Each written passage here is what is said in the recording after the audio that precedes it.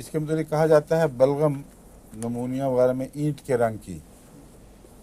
अब बाकी इलामतें मौजूद होती हैं और होम्योपैथ इंतज़ार करते रहते हैं कि बलगम का रंग ईंट का हो तो फिर दें। ये इलामतों को समझने ना समझने की वजह से है। इसके अंदर चूँकि खुश्की है और म्यूकस मेम्ब्रेन्स क्रैक करती हैं, इसलिए खून इस तरह सीप करता है उसमें कि बलगम के अंदर दाखिल होकर उसका जूस बन जाता है। और खून मिला हुआ बलगम जिसमें अलग खून के स्पॉट्स ना हो, वो ईंट के रंग का दिखाई देता है। इसलिए ये इसकी अलामत है और ज़रूरी नहीं कि ये अलामत ज़ाहिर हो।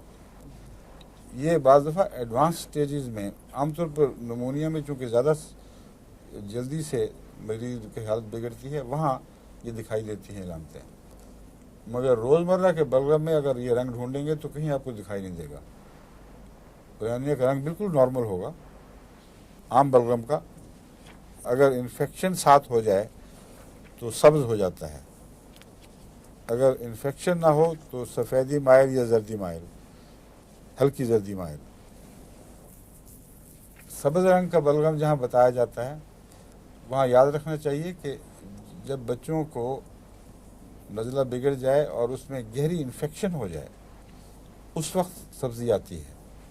और सब्ज़ी दरअसल इन्फेक्शन की अलामत है और कोई तमीज़ करने वाली अलामत नहीं है, वार्न करने वाली अलामत है। इसलिए जो ये कहते हैं फ़लाँ में सब्ज़ी होगी, ये अलामत है उस दवा की, गलत कहते हैं। सब्ज़ी एक और चीज़ की अलामत है, हर जगह मौजूद होती है।